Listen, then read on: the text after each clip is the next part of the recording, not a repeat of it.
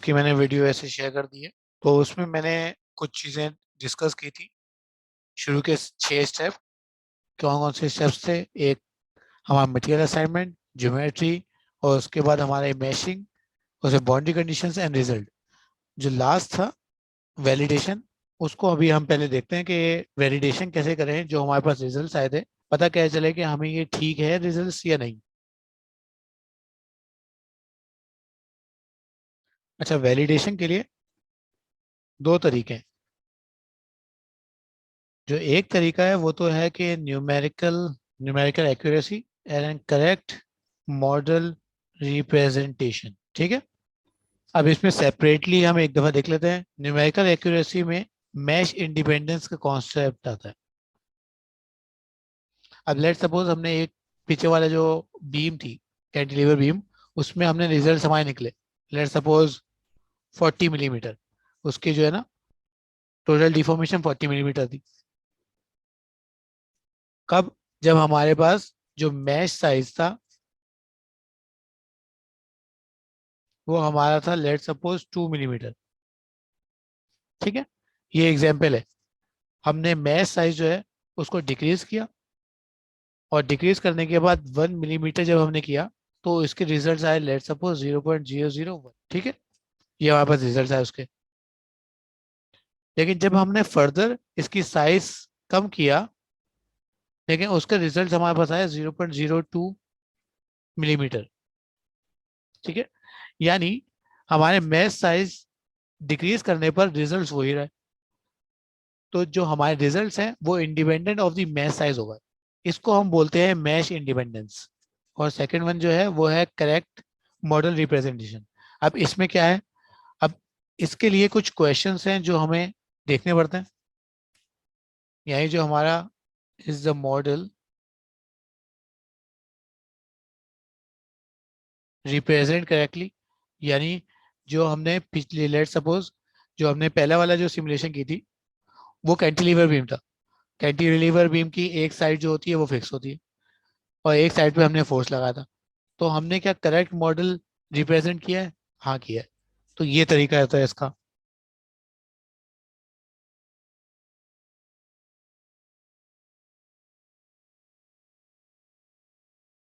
जो हमने initial assumptions लिए हैं, वो वो क्या है? वो हमने सेलेक्ट बिल्कुल ठीक किया है या नहीं किया हुआ। तो ये चीज़ देखी जाती है हमारी। और इसको फर्दर जो वैलिडेट करते हैं वो हम हैंड कैलकुलेशंस भी कर सकते हैं सिंपलर मॉडल्स की।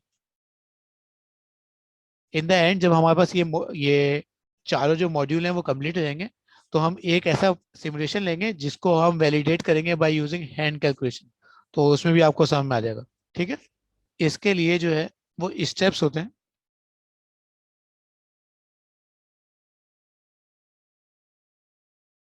जो हमारा सबसे पहले स्टेप है वो है वेरीफाइंग डिफॉर्मेशन। ये हम इन द एंड पढ़ेंगे जब जब हम वैलिडेट कर रहे होंगे यूजिंग हैंड कैलकुलेशन। ठीक है। Second, reaction forces. एक सिमुलेशन में आपको दिखा दूंगा इन द एंड, जिसपे मैं रिएक्शन कैसे कैलकुलेट करते हैं वो बता दूंगा, और उसकी वैलिडेशन कैसे होती है वो। और रिएक्शन फोर्सेस का क्या मतलब है? जो हमारे फोर्स इक्विलिब्रियम है वो हमारी इस्टेब्लिश हो रही है या नहीं। फोर्स इक्विलिब्रियम का क्या मतलब है? जो हमने अप्लाई फोर्स किया है और जो हमारी रिएक्शन फोर्स है वो इक्वल है या नहीं। सेकंड लास्ट जो स्टेप है वो हमें देखना होता है understand load path of our model. Load path का क्या मतलब है? कि किस जगह पे फोर्स लग रही है और किस जगह पे नहीं। जैसे हमारा पिछले वाला मॉडल था कैंटिलीवर बीम, तो उस पे हमने एक जगह फिक्स रखी थी और एक जगह हमने फोर्स अप्लाई की थी। तो ये जो फोर्स अप्लाई की थी ये किस पॉइंट पे लग रही है, किस पाथ पे लग रहा है, ये है ये। और जो लास्ट स्टेप्स है वो है इनिशियल एजम्पशन।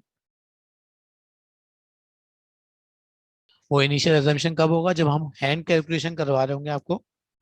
तो उसमें कुछ वो होती हैं एजम्पशंस और वो एजम्पशन हम अप्लाई करते हैं स्ट्रेसेस एंड डिफॉर्मेशन मालूम करने के लिए।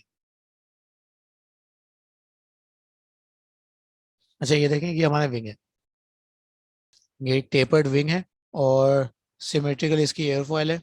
विंग को किस तरीके से इंपोर्ट करना है वो हमें देखना है। इसको इंपोर्ट करने के लिए आपको सेव करना होगा इन द फाइल एक्सटेंशन, या तो आप स्टेप फाइल क्रिएट कर दें या आईजीएस फाइल। और आपने स्टेप फाइल सेव कर दी।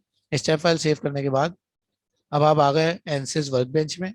हम कर रहे हैं स्टैटिक स्ट्रक्चरल, उस पर डबल क्लिक कर दिया हमने। क्लिक करने के बाद सबसे पहले हम इंपोर्ट करते हैं geometry. Right click, import geometry पे जाके ब्राउज।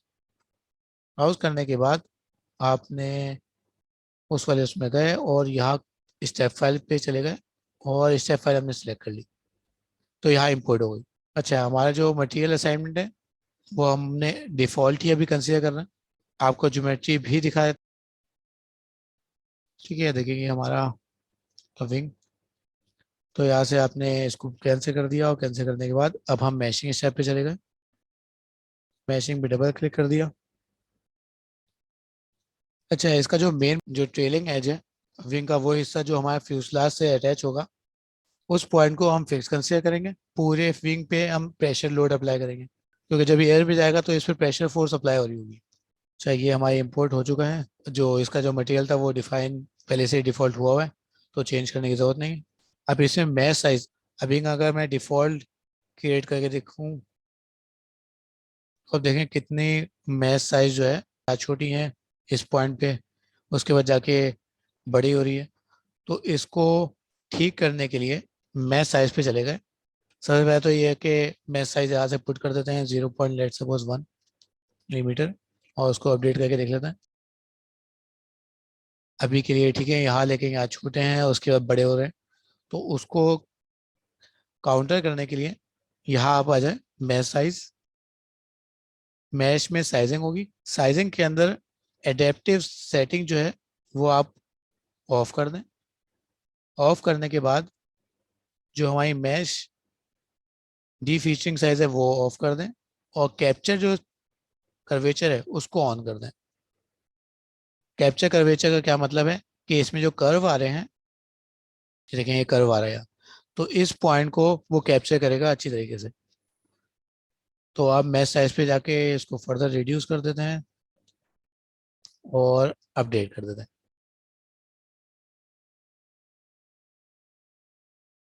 अच्छा, एट एनी टाइम कभी कभार ये होता है कि हमने मैच साइज जो है ना वो काफ़ी छोटी दे दी, तो उसमें काफ़ी टाइम लग रहा था।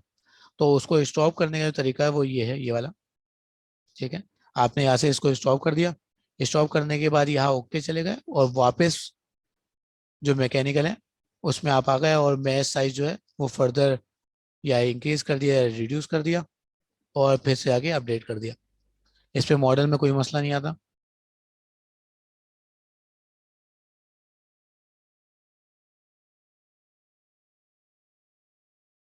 आप यहाँ से देखेंगे सारे जो है सेम है मैच साइज जो है, लेकिन सिर्फ क्या चेंजेस हैं यहाँ ज़रा सा चेंज है, तो उसको हम यहाँ से मैच साइजिंग कर देते हैं।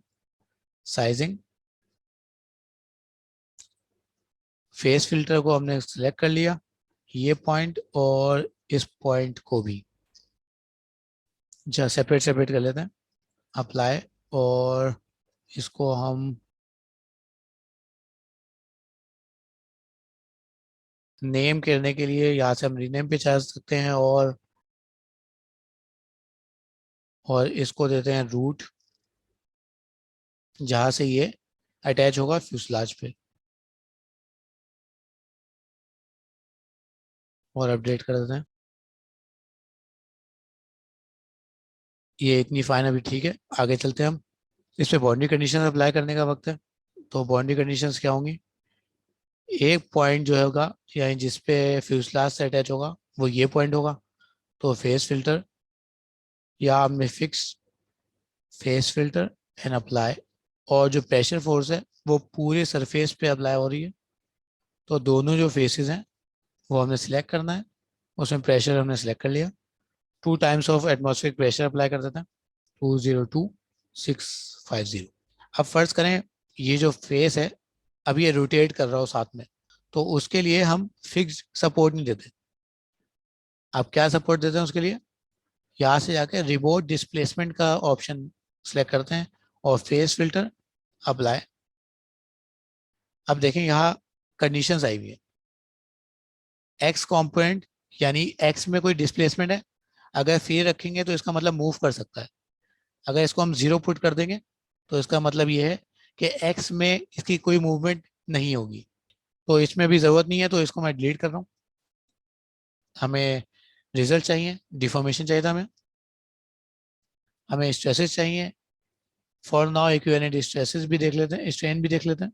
अच्छा, डायरेक्ट जो डिफॉर्मेशन है उसका मतलब ये है कि इन किस डायरेक्शन में हमें मालूम करना है। लेट सपोज अभी हम इन द वाई डायरेक्शन मालूम कर लेते हैं, हमें वाई एक्सिस में मालूम करना है। सॉल्व।